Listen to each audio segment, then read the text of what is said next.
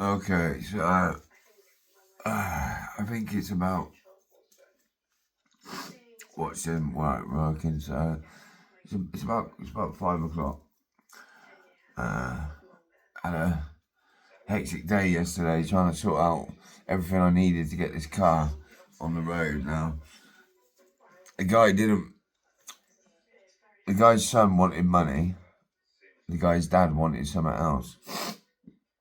So I was running around trying to sort out some of this for him. And that's how I did it. That's how I did it. I managed to move the car, and I bought it with fucking weed. That's what he wanted. So I bought the car for cash and green. But I've got it now on the drive. I'm a couple of hours away, and I'm heading up there with my polishing stuff and whatever. Waking her up and telling her I'm working on this car now.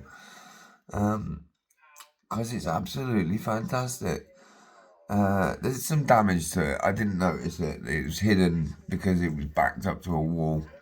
There is some damage on the back back door, boot door. Unfortunately, there's the normal damage that you get on minis on the roof. There's like this.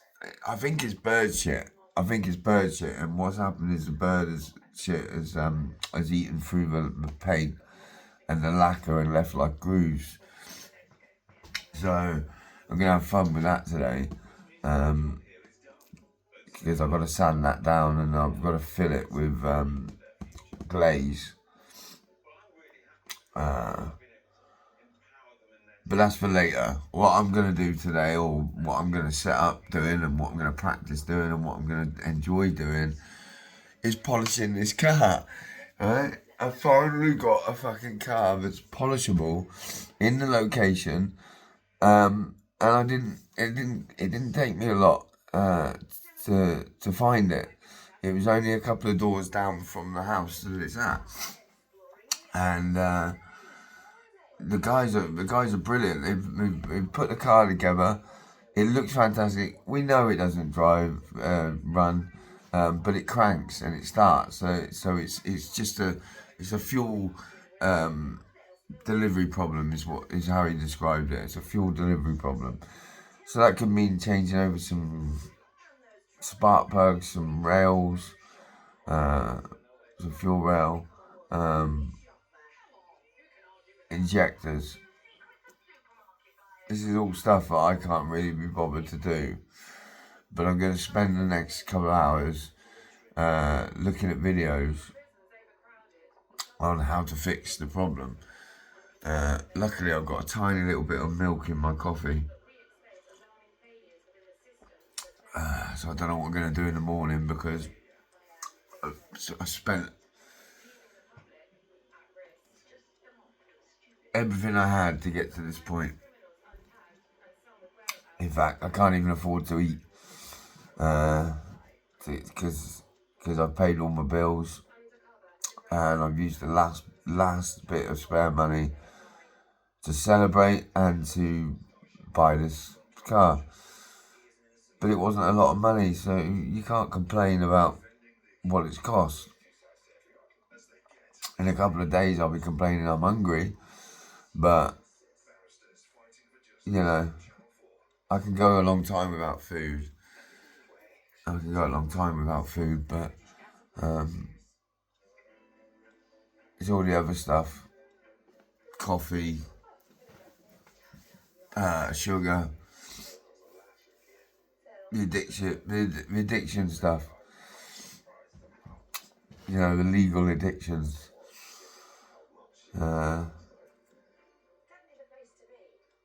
Tea. Tea's another addiction. We drink it like water in this country.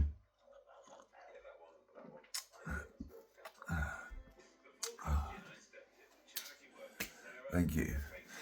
So, it is what it is. The car's there. It doesn't work. We don't need it to work. We need it to look pretty. And today's the day that I can do that. I've just got to carry all this shit up on the bus. I don't actually. I could borrow a car. That would probably be the sensible thing to do. But I haven't got the money to go on the insurance of the car, even for a day. Well, I have got it for a day, but yeah, it's not good at the moment. I've spoken to the council about this toxic mould infestation that I've got. I was taking pictures of it where I've swept it all up, and I put piles of it on pictures and sent it to them. And they said, "Oh, we'll get somebody to look at it in a month." I'm dying of respiratory fucking failure, and they want to look at it in a month. I'll be out of here in a month. I won't be living in this shithole any longer.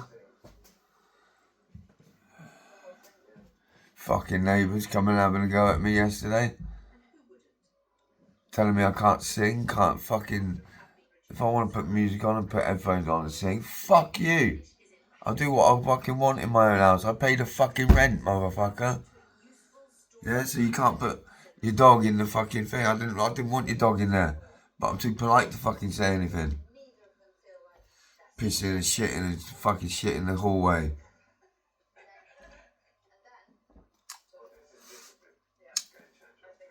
Yeah, he complained. He went, "Did you put my thing in the bin?" Yeah, I moved it out of the way, mate, so I could put a fucking sofa in there because I don't want it in my flat because I'm getting rid of it. Oh, what are you doing with that sofa? Ah, it's for sale. Oh, George upstairs might want it. Oh, yeah, okay, 20 quid a chair. Means nothing to me. It's a bag of coke. I don't give a fuck. And he went, "Okay, I'll be in touch." The next time I see him, he's banging on the door going, "Oh, I've got a fucking problem with you." Yeah, stop smoking the fucking crack, you fucking idiot.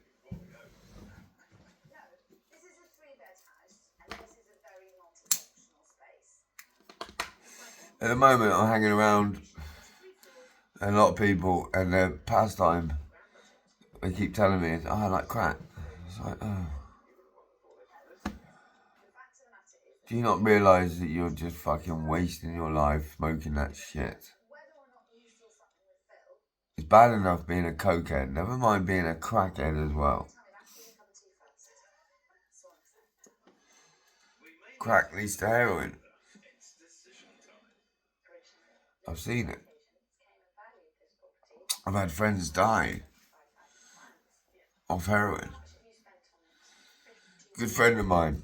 I contacted his sister during COVID, around COVID time, and told her that I couldn't remember her brother's surname, her maiden name, because she's married now, to also a friend of mine. So anyway, she told me her surname. That's it. Yeah, that's it. I remember now. I've just remembered again.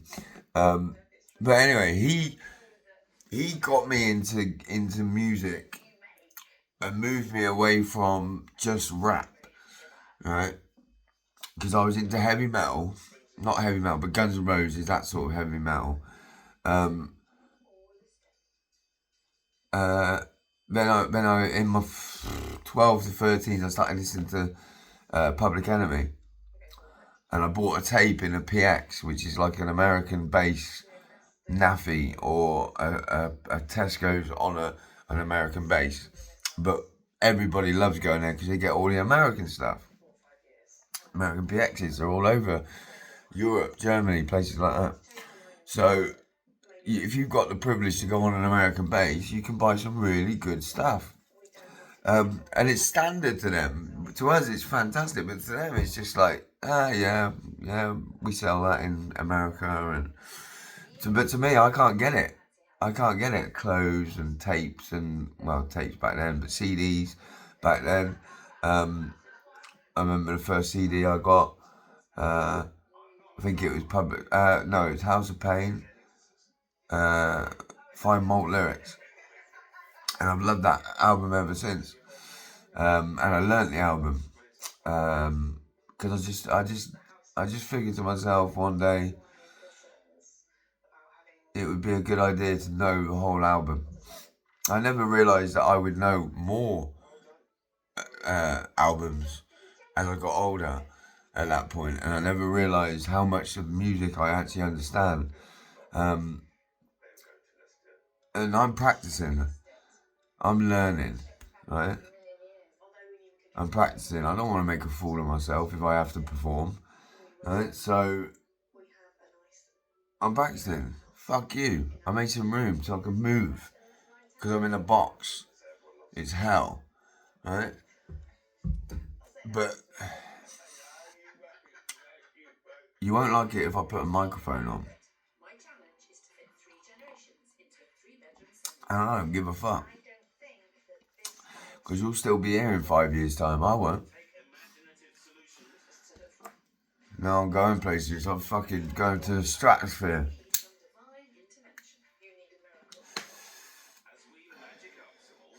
You wait. You wait till you've seen it before on video, I'm sure. But wait till you see what I've done with this car. Right? Because people give up. They go, I've been doing it for 2 hours. No. You got to do it for 8 hours. That's what I do. That's my prerogative. Right? 8 hours polishing. That's standing over a car with a machine for 8 hours. And maybe half an hour, maybe an hour for lunch. You know, at one point in the past, I was doing 2 cars a day, taking 8 hours in a day and then doing another 4 for an evening one. But they were happy with that because the car looked nice as it was done. But the problem was that it was night time, so they couldn't see the reflection because I worked into the night. I can't remember her name now, but she's a really lovely lady. I think she had a son. She was a single mum. But she had a nice Beamer. And her friend, Penny and Paul, I went and done their car. And she saw it on Facebook that Saturday. And she said, I really want that doing. So she contacted me. And I said, yeah, I can do it. And I looked at the time and it was like 4 o'clock. I thought, yeah, okay. Fuck it. I'll work through the night. I'll get the extra money, but I'm doing it cheap. I'm doing it cheap. When you realise what I do and the price goes up, just remember that I offered you it cheap first, right? There's one guy who keeps phoning me and he said, I didn't hear from you. And I said, well, I didn't hear from you either. It's not my job to chase you. You want the job doing. I'm looking for customers, but I'll find a customer. I'm not going to chase one customer. That's stupid. Putting your eggs in one basket, it's not the right way to do it. So I'm going to contact them and say, look, I've got all my stuff up there. Bring the car up and we'll do the polish and we'll do the video. It's a clubman, so I want it on the video. And he can see my one that I've been working on because I would have polished it by then. And then I'll go, look, this is what I can do to yours. But I don't need to do it cheap.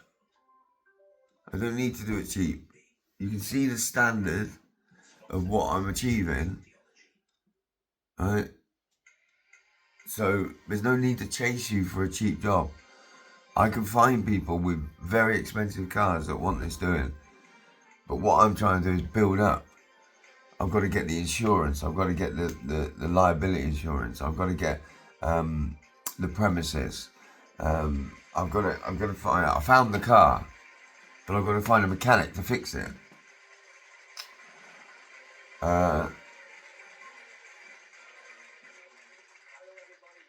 Yeah, it's just an awkward situation of trying to convince this guy that I'm not taking the piss. I'm not a charlatan. I'm not somebody that's just pulling on his heartstrings. You know, I want somebody to want the car polished, and this guy does want it polished. So what I'm going to say to him is, yes, I'll do the polish, and yes, I'll put it on the video. But anybody that you recommend me to, or anybody that says, how did you get it done, whatever, you have to tell them, and this is what I've always done, you have to tell them that you paid more. Because otherwise they'll think it was all cheap. And this is not a cheap profession. Things cost money. Everything costs money. Everything. From dish soap to fucking, to cleaning the pads, to sandpaper.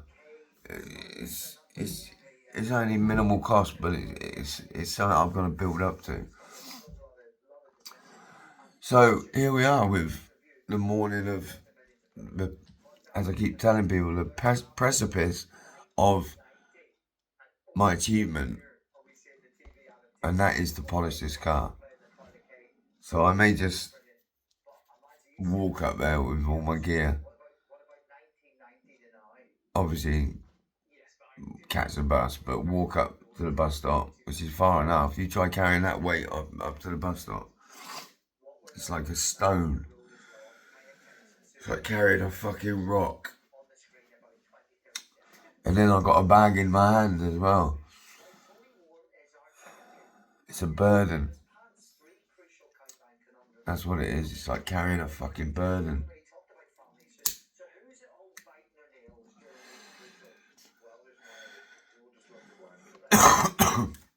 Yeah, so I got this cough. And it's not from smoking. It's from living in this fucking flat. There's some kind of toxic mold growing. And it's in the air. And I can feel it in the back of my throat all the time. At first, I thought it was the ganja I was smoking, but it wasn't. It wasn't ganja. It was.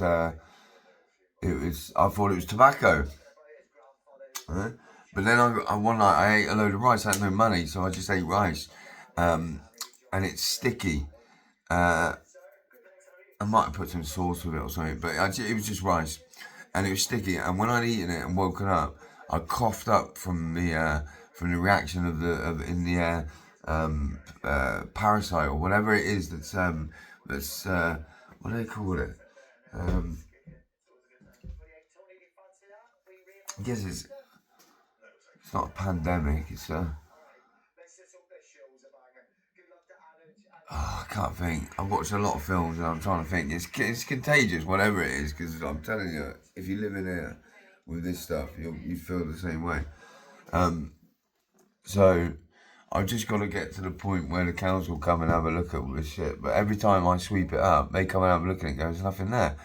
So I've been taking pictures a lot of all the stuff that I sweep up. She said, where's it come from? I said, I don't know, I ain't got carpets. It just grows. My mate said to me, where's it come from? I said, I don't know. It just grows. It just appears out of nowhere. To some people, it's dust. It's not dust. This is not dust. I daren't touch it with my hands. It is toxic black mold that grows on the floor. If you Google it, which we did, it's frightening because it's all the floors on the walls and pictures of it, and it's bad. But this is like elusive. It just doesn't appear when you want it. So I've tried to keep certain areas dirty for a long time, so that they can come back and they can see it and go, well, what's this stuff? And I don't know. It grows.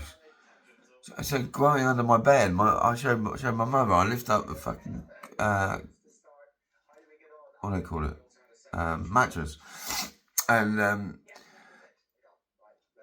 she said, "Oh no, that's from sweat. It's from sweat. It's heat and sweat. But I don't sleep in the bed. So how can it be sweat? How can it be heat and sweat? I've slept in it once in 6 months. I don't need a bed. I sleep in a fucking chair. On the Century Watch."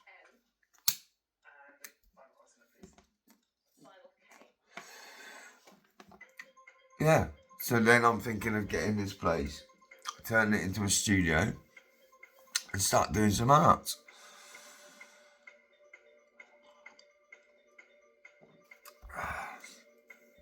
I've got 2 minis. No, correction, I've got 3 minis. None of them work. But they're all on the brink of starting again. One's got a fuel problem, one's got a rev problem. And the other one's just in bits now, so there's £1,000 engine that I bought there. I just got to convince my dad to help me take the engine out. I've always had this plan of putting a second engine in a Mini. Someone did it before on TV and it's an awesome car. And I've always thought, well, if you're going to race it, why not have 2 engines? But not run them both at the same time. It's just you have 2 engines in case something goes wrong or you've got more power. I could put a supercharger on it. I've often thought about asking a mechanic to put a supercharger on a standard Cooper, making it a Cooper S, but it wouldn't look like one. But I don't need a Cooper S. People who buy Cooper S's, they haven't had the fun in the Cooper beforehand, and they don't realise they don't need the Cooper S.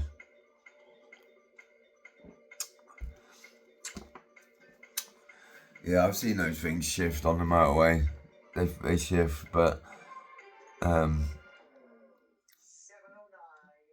like going 90 mile an hour. I don't need to go more than 90 mile an hour. Everyone does it, but 90 is a comfortable speed. You're not on your wits, on your nerves all the time. You're not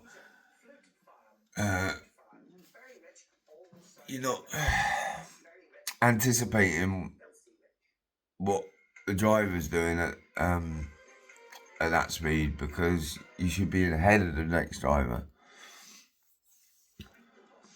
But you always get some dickhead. Who, because I drive better than them, or I'm just a better driver, whatever, they have to stick their fingers up. They have to call you a wanker. And all you're doing is going around them. You're going fast. You're driving up to them, going around them and driving away. You're not doing anything wrong. You're doing what the law says you can do. Right? What the wrong part is sticking your fingers up. You're not allowed to do that. I'm allowed to overtake you. I'm allowed to go fast. I'm allowed to get caught speeding. It's all part of the game. But when you stick your fingers up, like the other day, I was on my phone. Now, fair enough to the gentleman that got out of the car. He thought he was special. I'm looking at my phone, and I'm walking, and I'm looking at the bus to make sure I don't miss the bus, while I'm quickly putting on some business cards on some minis in the car park. So I'm looking down, and he drives up to me really slowly, and I went, "Why didn't you beep the horn? Beep, beep, like that, beep, beep. Why didn't you beep the horn?" He went, "What? What?" I went, and I walked off, and I started to walk away because I was busy. I didn't need to get into an argument with a fucking 60-year-old man, right? And he gets out of the car. He wouldn't have done it if his wife had been there, but he gets out of the car. He's like, "What'd you say to me?" I said, "Why didn't you beep the horn, man?" Got in the car because I wasn't starting an argument. I was walking away from the situation. But I had an opinion, and I'm allowed to say that opinion. You should have beeped your horn. That's what it's for, to acknowledge there's a vehicle in the fucking highway, in the road, right? So when you fucking see a pedestrian walking and they can't see you because they're on their phone, they're being a phone zombie, you have to fucking tell them that you're there. Beat the horn.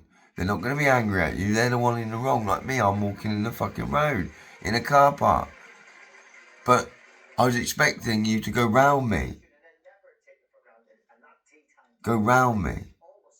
You're allowed to cross the white lines every now and then. You should indicate, but you're allowed to cross the white lines. That's in car parks or on the road. And so don't be disgruntled when people cross those white lines and go past you. Right? And it's the same thing for pedestrians. You can go round a pedestrian across the white lines. Don't stop for me if I'm walking down the highway, right? Because I'm trying to get somewhere because I haven't got a fucking car, right? It's not because I want to walk down the highway with my back to the fucking traffic, right? Mr. Lorry driver, yeah? Who fucking couldn't handle the fact that someone was walking in the street and he had to slow his lorry down to first gear. He had enough room to go round, but he wanted to start an argument. He wanted to start shouting out the window like a fucking infant. I'm walking down the road and there's fucking shit and mud on the side of the. You want me to walk in that in my kicks? Fuck you, man. I'm not wearing work boots. I'm not gonna walk in that shit. I'm gonna walk on the concrete that I pay taxes for, right? And I pay road tax when I'm driving, right? And I've been driving for 30 odd years, so I know. No, 20 odd years. So I know that I'm allowed to walk on the road, right? I know that you're allowed to go round pedestrians. Pedestrians are allowed to be a little bit confused when they're walking in the traffic, which is why you got to be careful. You know, you see kids running. What was it? You see kids getting off a bus. You never go round the bus. Lesson taught to me by my dad, right? You never go round the bus because there may be kids at the front of the bus trying to cross the road. And I know from getting on buses that I quickly go in front of the bus because it stops the traffic and you can get across the road. But that's what kids do. So you should never go in front of a bus or a school bus and try and overtake it, because kids will come off the bus, they'll run in front of the bus and they'll run across the road. And you'll be overtaking them and you won't see them and you'll fucking hit a child. Because kids are dumb. Kids are stupid. They run in front of traffic. I personally ran in front of a fucking train once. But you just got to realise you're the fucking one with the experience. You're the one who can drive your car to a standard that means that you don't kill somebody. Right? There was a bloke yesterday. I don't know his name. I'm not going to find out probably. But he was in the car and he was supposed to be doing the steering. And I said to him, you want to go in a straight line backwards so we can push you forward onto the drive once we disconnected the tow. And we had problems at getting it there because the brakes were jamming on. They probably just need bleeding, but they didn't want to do it or whatever. It's an easy job. So the brakes were jamming on. So I got out of the car and I said, what's the problem? He said, the brakes are jamming on. I said, okay, right, just pull it up over here. We've only got a few feet to go. Pull it up. So this other guy gets in the car and he does the steering. And he's looking like that. Now the mirror's down here and he's looking like that. And I'm pointing down there. He's got glasses on and they're quite thick. And I said to him, pointing at the mirror, look at the fucking mirror. Because my friend's car is behind him and he's not watching it. Right, he's not watching it. And also the power steering doesn't work because it's electric. So you've got a real stiff steering to work at. And this guy is an amateur. He doesn't have a fucking car license. He knows how to turn the engine on, I think. That's it. So I said, get the fuck out. Get out. Get out. I'm doing this. I'm fucking steering this car onto the driveway because I know what's going to happen. He's going to fucking damage her car, my car, whatever. I can't be having that. So I shunted him on. I got him out. I was like, no, get the fuck out. So I did it. And the neighbours were out watching and everything because we were causing a fucking havoc. But we did it quite quickly. It only took us a few minutes. It was quite a lot of back and forth because there was flat tyres. The steering was heavy. It was on a hill. The driveway's got a slight hill on it as well, slight embankment type thing, slope. So it was an effort. But it's about 6 of us doing it, so it wasn't too bad. I'm going to go back and see those boys, stay in touch with them, because they're good lads. They know about minis, so we've got a lot in common. But also, he knows about detailing products. He can tell me a lot about what each product does, so I can learn a lot from him. I'd go out on a day's work with him just to see how he does it, you know. Maybe he'll offer me some work bringing it to me, you know, when he sees what I can do. But for today, we're just going to focus on the fact that we got somewhere with this venture that we set ourselves on 3 months ago. Yes, we got one mini working. We moved it. Yes, I logistically moved the other one down to Cambridgeshire. I unfortunately couldn't get the starter motor off it, so the mechanic said, "No, you've stripped the bolts. We're not doing anything with it." Well, fuck you, PTS or whatever it was. Yeah. All you had to do was take the starter motor off and I would have had a mini, but no. You wanted to fuck about and say you can't take it off. So we got it off, but now there's a clunky noise when you start it, and I'm starting to take bits off it. So whatever I take off that, I've got to replace. So I don't want to take too much off, but I'm going to have a word with the old man today and say what would cause a lack of fuel delivery to the injectors. And he reckons my dad, but he reckons the bloke I bought the car, dad I bought the car off. He reckons that there's a kink in the pipe. Makes sense to me. So you got to take it apart and have a look at it. But I'm not going to be doing that. I'm going to be polishing it. Somebody else can have a look at the engine. Because I've got 2 that I've got to look at. And the mechanic was supposed to be coming today and I just don't have the money. I went on a binge, I woke up and I didn't have the money. So I have to earn money. And the only way I can earn money is by showing the proof of what I've done on this car. And if I get one video of my car and polish it to the standard that I want to do, which could be days of polishing, I won't need his car. I won't need his 60 quid. Right? Because it speaks volumes. It speaks ample enough for when people see it to say they want it done on their car. But it's 100 quid every time because it's 50. I've said it before and I've worked out in my head roughly, but I reckon it's a fair price. Let's say it's £50 an hour. Right? £50, I've got to buy polish. You can use a whole bottle of polish. That's a tenner. Right? 15 quid. You can use, you do have to use other products. So, shampoo, what else? Actual polish, compound, water, electricity, all these factors that cost money. So I walk away with about 10, 15 quid of profit for an hour's work. So I'm getting paid about an hour's work, tenner, 15 quid. But they see it as a dollar sign. They go, 100 quid, you're earning a lot of money. No. Each time I earn it, I'm only earning about 15 quid. 10 to 15 quid, if I'm lucky.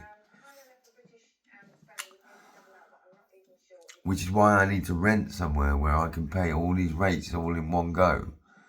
And that's why I've got this location. She's allowing me to do what I would do anywhere else that I rent, but she's allowing me her property to do it. So I'm going to use that. I'm going to utilise that friendship to the best of my ability, because no one's ever offered me kindness like that before.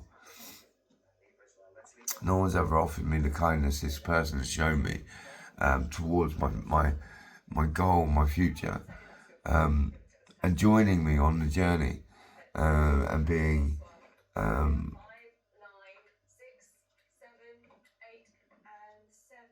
what's the word?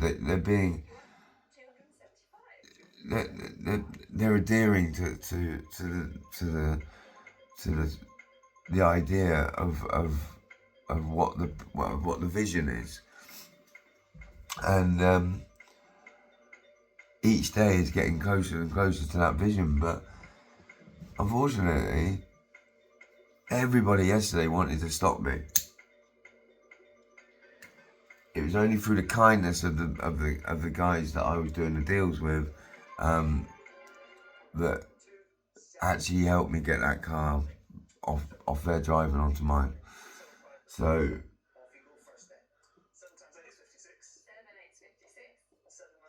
yeah, I did it with weed and fucking money.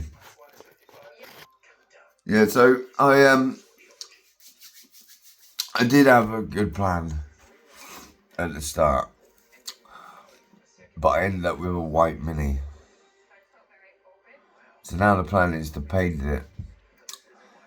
But the person that I know wants the car, but they want is as it is. And I don't know if I paint it, if they're going to like it. But what they don't realise is I have to custom paint a job on the car, because I don't want to do a paint job on the black one. I want to polish that one. I want to use that one for polishing. And I want to use the white one for painting, sanding and painting. It look awesome. So what I thought is I'd match them. I'd make them a matching pair.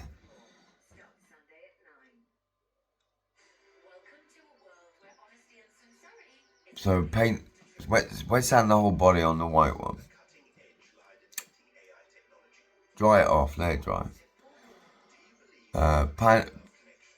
Sand the paint and the decals. Right. Now once you've sanded it down to about 1,000, the scratch lines shouldn't be showing. So as far as I know, you can polish it back then, straight back with 12, 15 and 300, 2,300, 3,000. Sandpaper, wet and dry. So you can wet sand the whole body car, then paint it, right? Because you've sanded back the lacquer, you've got a fresh coat, a base coat. You can paint over and lacquer it. So my plan is to do what I did in the original Mini, which is use things to get design shapes and features. I used to use lace curtains and what else did I used to use? So some obscure, I can't remember what it was. But when I was doing flames, the way you do it, you cut out cardboard and spray around the tips and stuff like that. So I want to get back into that.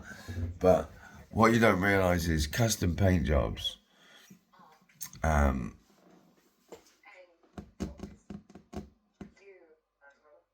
I learned how to do a custom paint job, but when I did the custom paint job,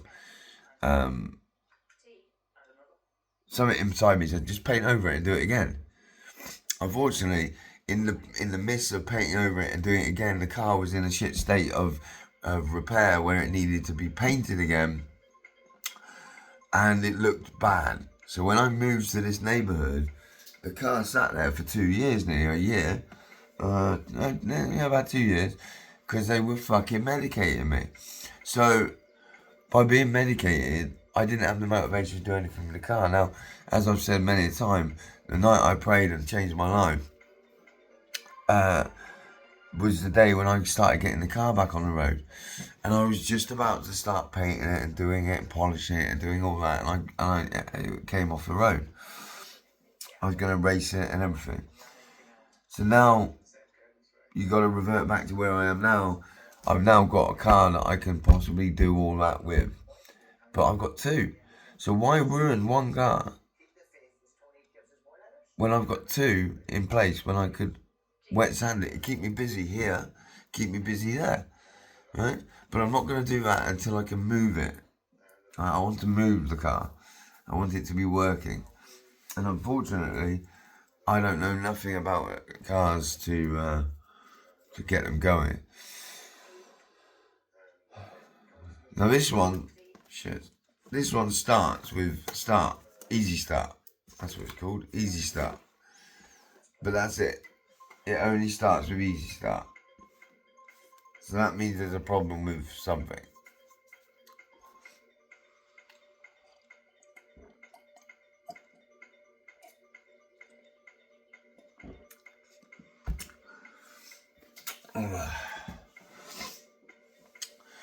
Yeah, so it's not movable. Again, I only need it as a subject car. I wanted a good looking car because I didn't want to put another shit car on the drive. I wanted a good looking car that I could polish and it would look fantastic. And I want to drive it down to Mini and say, what does this symbol mean on the car? It might say it's a special edition, it was done for royalty, it could be done for any fucking reason. So I'm going to find out what that is. I might even phone them up. They know me. As soon as I say my name, they know me. The parts guy knows who I am. So, and the young girls that work behind the counter, they've recognised me. I'm in there all the time asking stupid questions. But they don't drive Minis, the girls there. They can't afford them. Mini, wake up. Right? You've got all these young drivers working in your dealerships. Mainly girls, because that's what you employ, mainly women, right? And none of them can afford to drive those fantastic little cars that you're selling cheap to the rest of the world. What's going on there? I know 3 people who work at Ferrari can't afford a Ferrari, but you should be able to be given a Mini as a employment incentive, you know, to buy a Mini for an employee who's probably only 19. I think Poppy's her name. She's only in her 20s or something, and she drives a Vauxhall, an Astra, which is fair enough. I used to have an Astra. I used to have a twin top. I loved it. I learned to polish on it. It was black. I cut my teeth on it, but she drives a competitor's car because Mini don't offer her the chance to buy one. But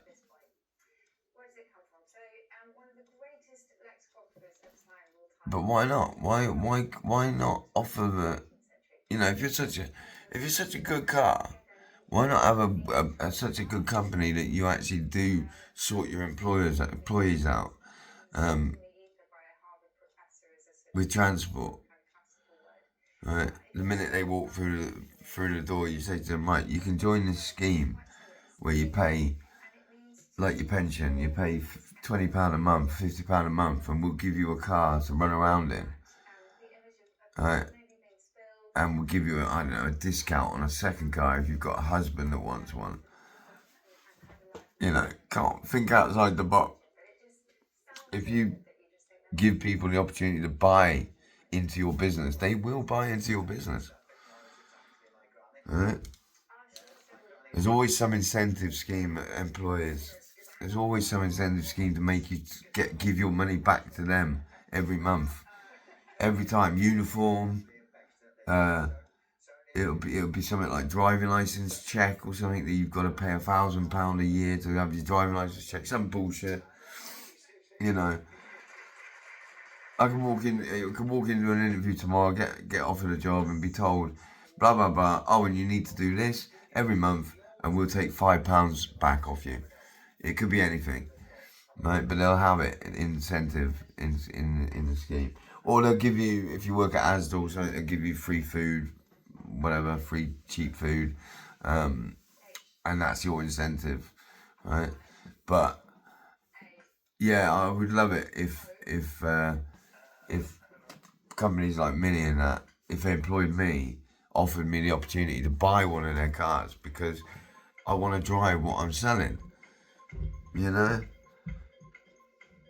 maybe it's just me. Maybe I just want a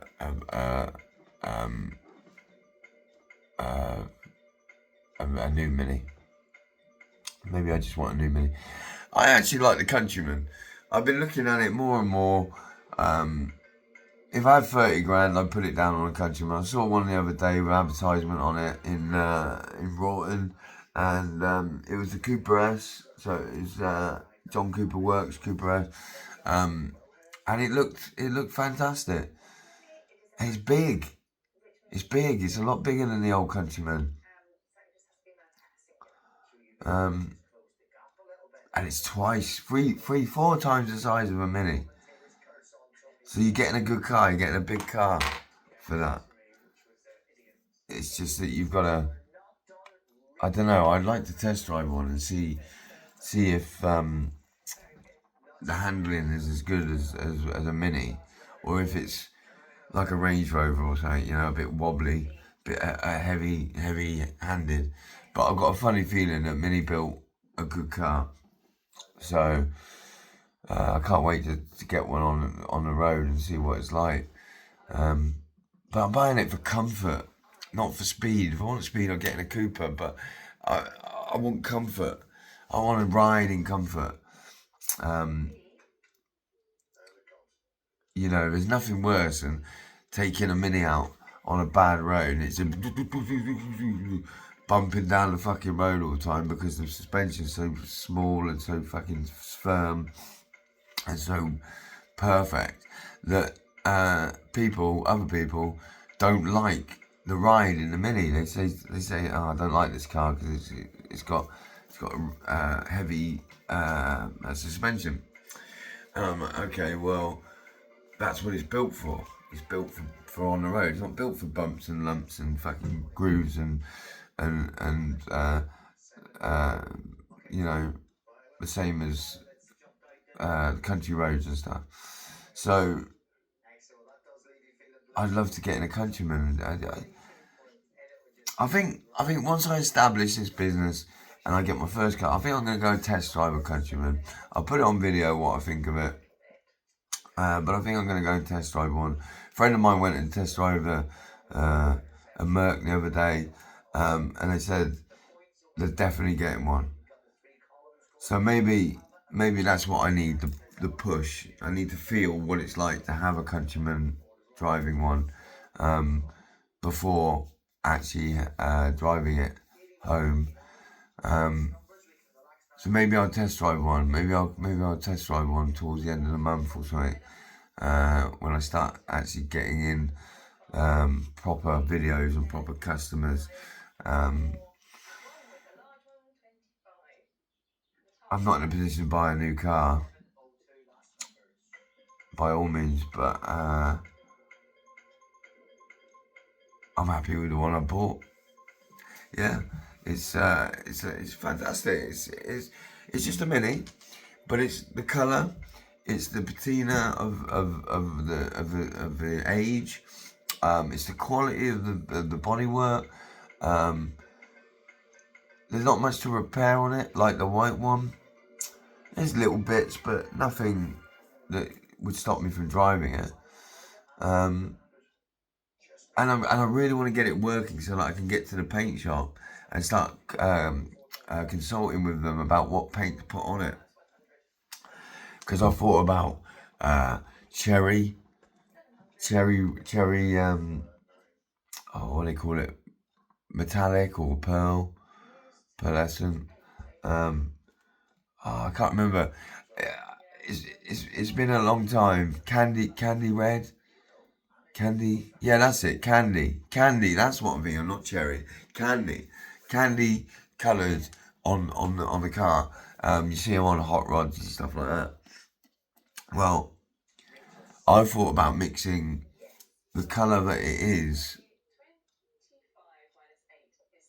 with a candy colour, but then I thought, why would you mix the colour that it is with the candy colour? You just mix a candy colour and put it on top. But I don't really want to mess about with the paintwork on it. So I'm looking at the white one. And I'm thinking, would this person still take the car if it was black and matched the other one? So it'd be like his and her. You know, a man and woman car. Because I was going to put different decals on the roof. So that you'd know which one was which by the decal. But would that person like the car afterwards? Well, if they don't, they could always have the other one, which hasn't been painted.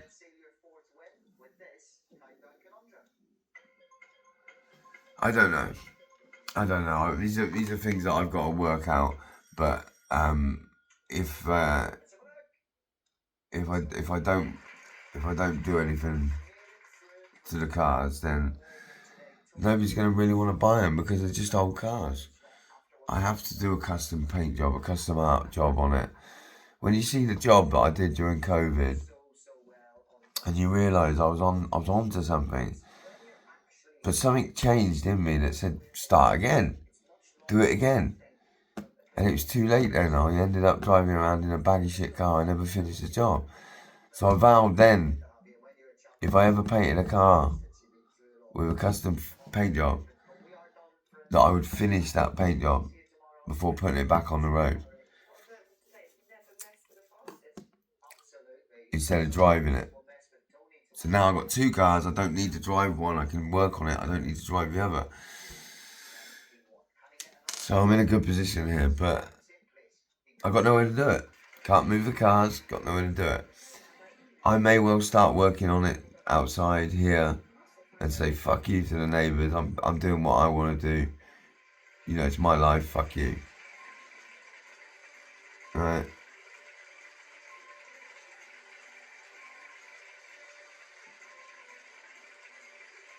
See, what I could do is I could paint the outside. That's easy enough to change the colour on the outside. But it's the inside.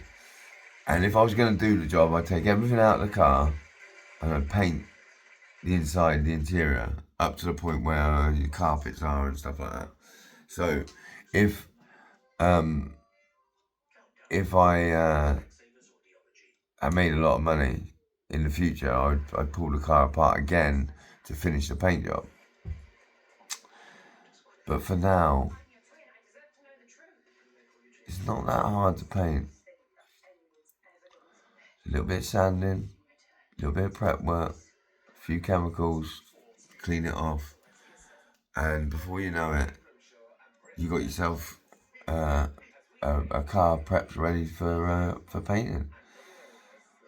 And the way you do it is you have, let's say, you probably need about 16 cans. Yeah, about 16 cans to finish the car in one go, in a day. But you also need time for it to dry and stuff. So yeah, probably 3 to 2 cans a side per panel, per side, per section. So yeah, that's probably 3. Yeah, probably about 12 to 15 cans is what you need to finish just the bodywork, not the roof. So it can be done. I can order the paint, have it delivered, have the car prepped. When the stuff arrives, paint it. but I can't move the car. And what happens when you can't move a car? People fucking know where it is. And when you just painted it, you can guarantee there's some fucking lowlife out there that will damage it. They'll damage it. They saw me fucking work on it for 12 hours and then they just come along and damage it. So I want to be able to move the car because I don't trust fucking people, right? Whether you're from a good estate, a bad estate, it makes no difference. If you're born a cunt, you are a cunt. And there's plenty of them about. So I generally believe that if I paint that car where it is now, somebody will destroy it. So the only thing to do is fix it, and I just haven't got the money, so I have to start polishing, start making some money, and that means getting all that stuff up to the house today. So once I've done my usual morning routine, I've watched Cheers, smoked a pipe, gone fucking had a shower, and got myself ready for the day. Had some breakfast. There's a good possibility that I could be making that video today. I know I say it every day, but there is a possibility. Yeah, there's a big distinct possibility of why I'm not necessarily gonna do it, but there's a distinct possibility of why I am gonna do it in the back of my mind, saying no, this is gonna happen today. One video. That's it. I'm just gonna polish the bonnet. I'm just gonna put tape down the middle, polish the bonnet, side, front and side and back, left and right, whatever, and that's it. I have achieved. I only need the polisher. I don't need all the washing gear and stuff. I just want to polish the fucking bonnet.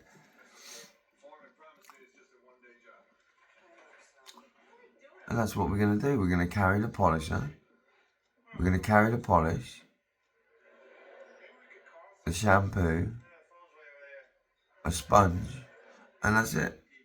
The compound. And that's it.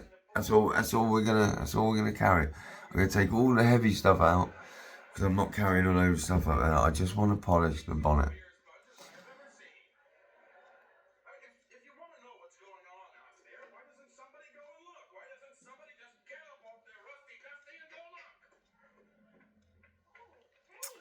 Yep, today's the day we're gonna polish that fucking car.